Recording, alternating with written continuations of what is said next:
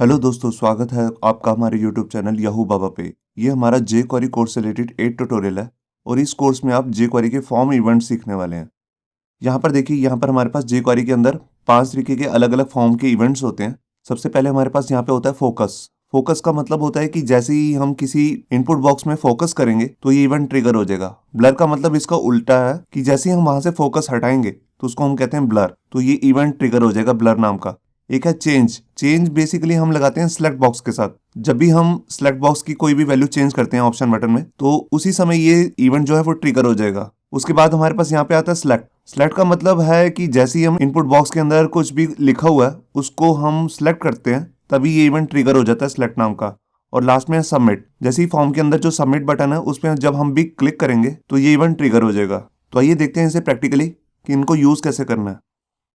यहाँ पर देखिए, यहाँ पर हमने अपना बेसिक सा HTML का डॉक्यूमेंट बना लिया है और इसके अंदर यहाँ पे देखिए ऊपर एक हेडिंग है और यहाँ पे एक लेबल लिया, नेम, क्लास और कंट्री। उनके आगे यहाँ पर एक इनपुट बॉक्स है, इसमें भी इनपुट बॉक्स है और लास्ट में यहाँ पे हमने कंट्री करके एक सिलेक्ट बॉक्स लिया है और इसके बाद यहाँ पे हमने लिया सबमिट बटन।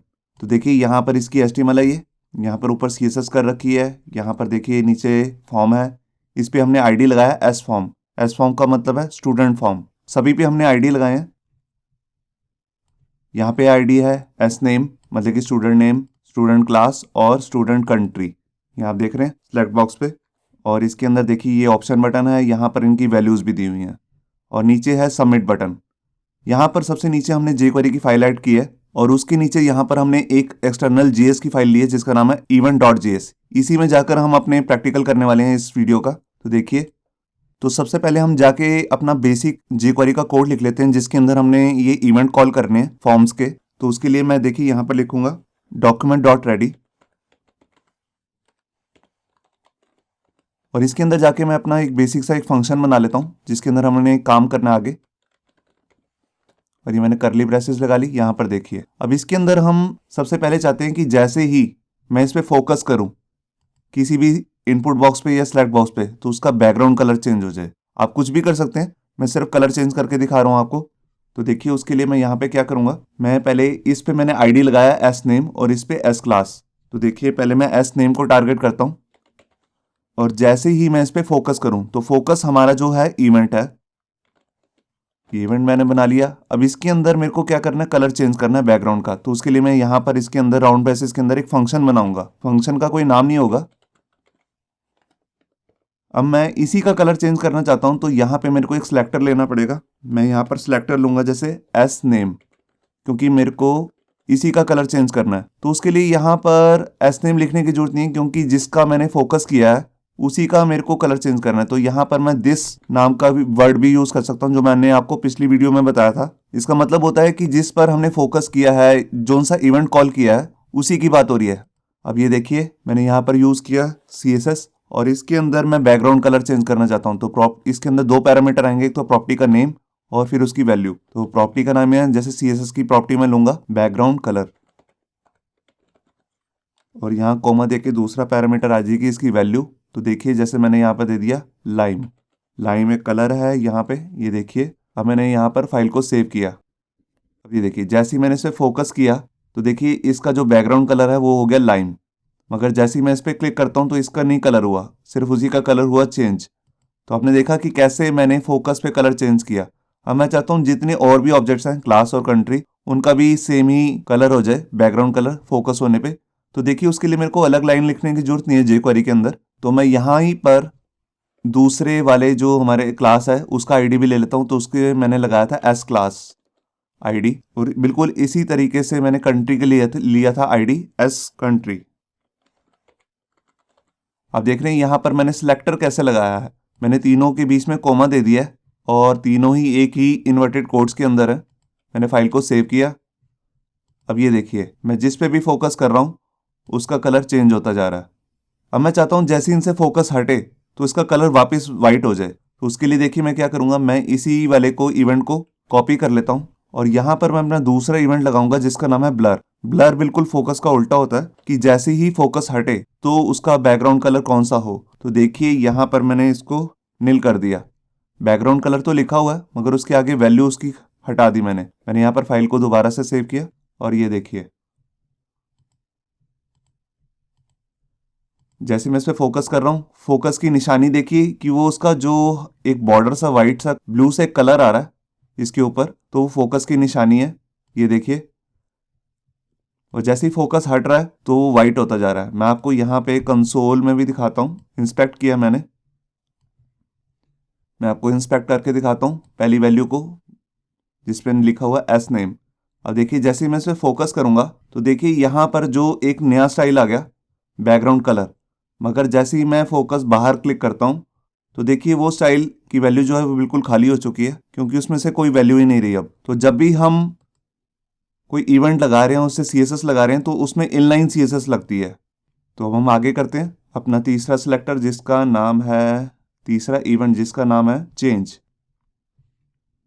मैंने इसी फंक्शन को पूरे को कॉपी कर लिया, ब्लर वाले फंक्शन को, और यहाँ पर देखिए अब मैंने करना है चेंज।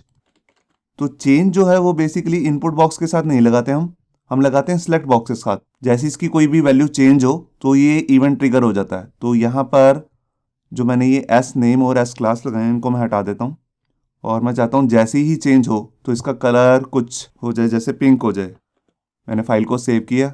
अब ये देखिए यहाँ पर तो हमारे ये चल रहे थे, और देखिए जैसे ही मैंने इसमें कोई वैल्यू चेंज की, मैंने किया बांग्लादेश, तो इसका कलर हो गया पिंक। अब मैंने बाहर कहीं क्लिक किया तो ये वाइट हो गया, क्योंकि इससे लॉस फोकस हो गया, मतलब कि ब्लर जो हमारा इवेंट है वो चल पड़ा है। आप यहाँ पे जरूरी नहीं है कि कलर ही चेंज कर सकते हैं, आप कुछ और भी कर सकते हैं। देखिए मैंने यहाँ पर एक डिव भी डाला हुआ है, मैं इसको कमेंट किया हुआ है, मैं इसका कमेंट हटाता हूँ। मैंने यहाँ पर फाइल को सेव किया। ये देखिए यहाँ पर एक डिव आ रहा है और इस पर मैंने बॉर्डर लगाया हुआ है और मार्जिन लगाया हुआ है। अभी ये खाली है ये डिव, तो मैं चाहता हूँ जैसे इसकी कोई भी वैल्यू सेलेक्ट हो तो वो उस डिव के अंदर वैल्यू आ जाए। तो उसके लिए देखिए मैं क्या करूँगा, इस डिव पर मेरे को एक आईडी लगाना पड़ेगा। इस पर ऑलरेडी एक आईडी लगा हुआ है टेस्ट नाम का।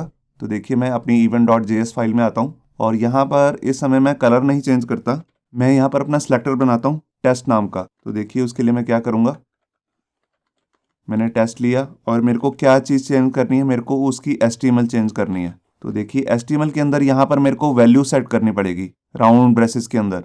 तो देखिए पहले मेरे को ये वैल्यू उठानी भी पड़ेगी कंट्री की। तो उसके लिए मैं क्या करूँगा, मैं यहाँ पर ये दिस कॉपी कर लेता हूँ और एक वेरिएबल ले लेता हूँ ए नाम का, और यहाँ पर मैं उसकी HTML पिक कर लेता हूँ। ये मैंने क्या किया, जैसे ही मैं चेंज करूँगा वैल्यू तो ए नाम के वेरिएबल में एस कंट्री की मतलब कि दिस की वैल्यू आ जाएगी, HTML फाइल आ जाएगी। यहाँ पर HTML नहीं लिखना, मैंने गलती की है, यहाँ पर मेरे को वैल लिखना है, क्योंकि यहाँ पर ये फॉर्म की वैल्यूज़ हैं। ये मैं आपको आगे बताऊंगा, ये जो मेथड है ये फॉर्म्स के, मैं आगे वीडियो बनाने वाला हूँ तो उसमें मैं ये आप डिटेल में बताऊंगा कि वैल का क्या मतलब होता है। वैल का वैसे मतलब होता है कि इसकी वैल्यू, फॉर्म्स में हम वैल्यू उठाते हैं ना कि HTML। तो देखिए अब इसकी वैल्यू उठ के आ जाएगी ए में, और ए की जो वैल्यू है वो मैं टेस्ट नाम का जो हमारा डिव है उसके अंदर सेट कर देता हूँ। ये देखिए मैंने यहाँ पर फाइल को सेव किया। अब ये देखिए यहाँ पर मैं गया और यहाँ पर मैंने सेलेक्ट किया पाकिस्तान। तो देखिए अंदर डिव में वैल्यू सेट होगी पाकिस्तान। देखिए मैंने कुछ और चेंज किया श्रीलंका, तो यहाँ पर वैल्यू सेट होगी श्रीलंका। तो आपने देखा कि कैसे ये जो चेंज नाम का हमारा इवेंट है वो कैसे कॉल होता है। ये मोस्टली चलता ही इसके साथ है, सेलेक्ट बॉक्स के साथ। तो अब हम अपना फोर्थ इवेंट यूज़ करते हैं जिसका नाम है सेलेक्ट। तो उसके लिए मैं यहाँ पे जाता हूँ, मैं ऊपर से कॉपी कर लेता हूँ।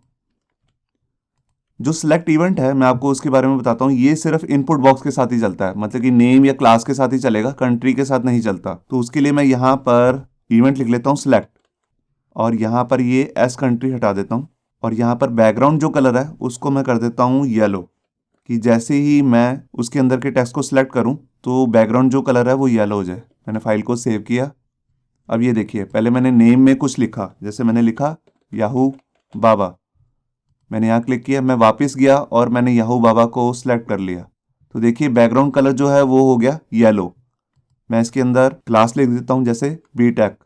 अब देखिए मैंने लॉस फोकस किया, मगर जैसे ही मैं इसको सिलेक्ट करूँगा तो ये येलो हो गया। आप देख रहे हैं कि कैसे जो सिलेक्ट नाम का इवेंट है वो कॉल होता है। अब मैं अपना लास्ट इवेंट की बात करता हूँ जिसका नाम है सबमिट। जैसे ही मैं इस बटन पे क्लिक करूँ तो आप जैसे कुछ करना चाहते हैं तो यहाँ पर कर सकते हैं उसके लिए।